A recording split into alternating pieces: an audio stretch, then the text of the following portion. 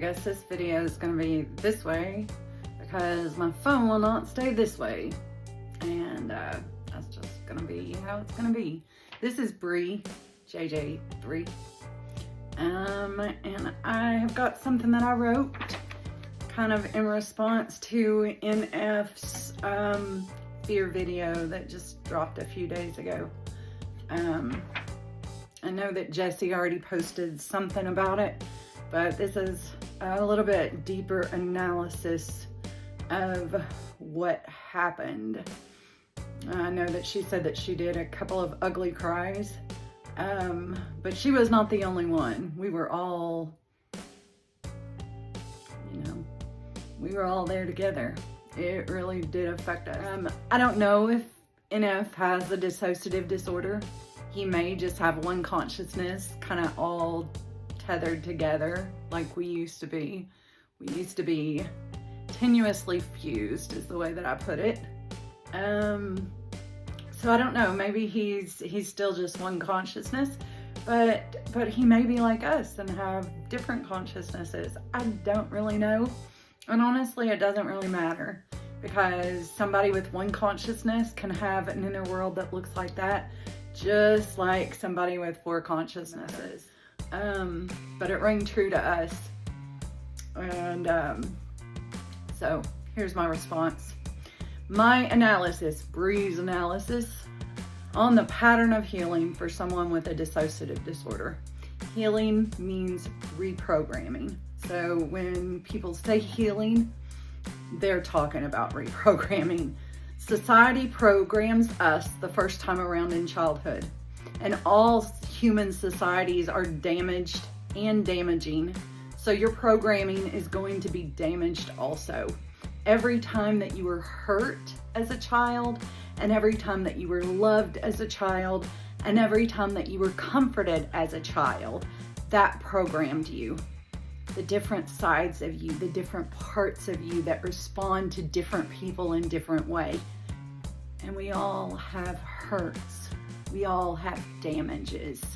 The question is not if you have damage, the question is how much.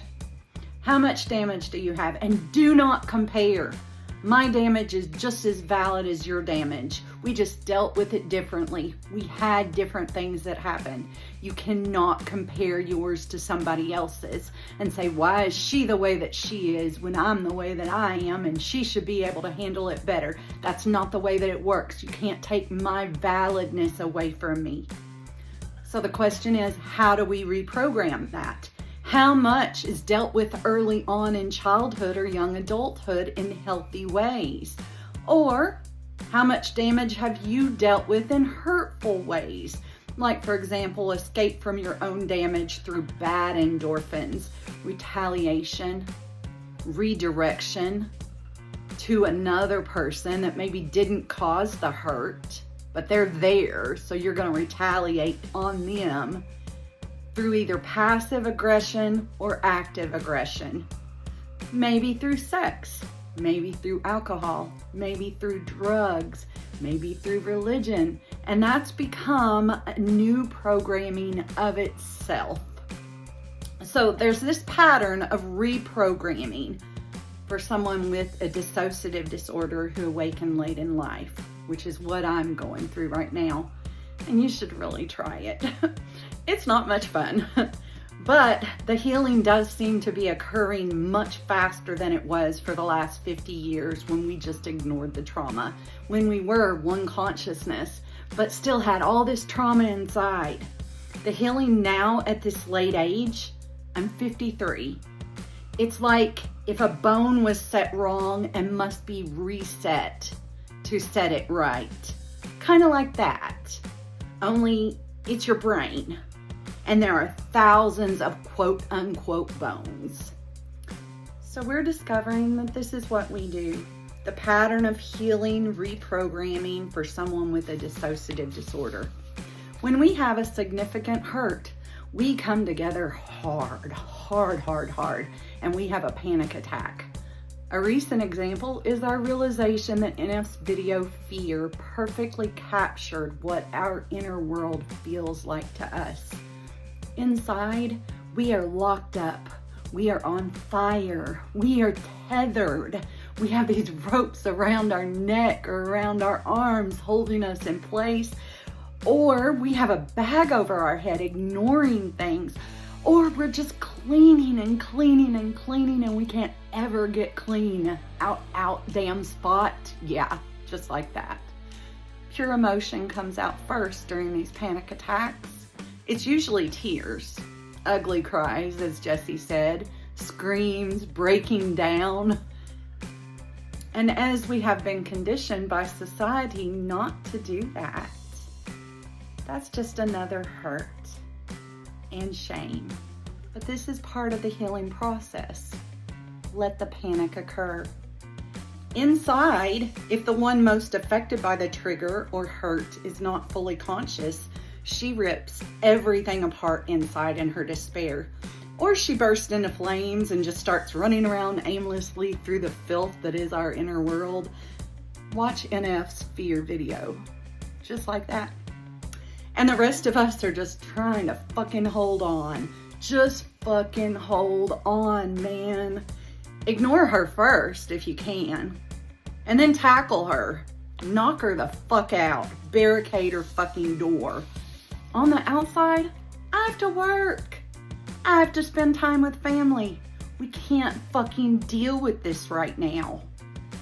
Now, just to note, this is all usually subconscious, automatic, a default taught through years of ignoring all our past trauma, made right by new trauma or the physical pain, which causes us to hurt others and get hurt by others, passive aggressiveness and judgment and righteousness, and boxing me into what they want in a child or woman of our society. Years of sweeping these hurts under the rug, ignoring them as they burned everything down inside as most of us were locked away, while the other handles the business of life. But sometimes locking away doesn't work. She or they break free from the filthy mansion that is our inner world, and then we try to catch her.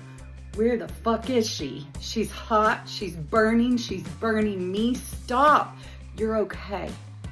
You're okay. You're okay. Jesse, wake up. Jude, wake up. It's usually those two. Please wake up.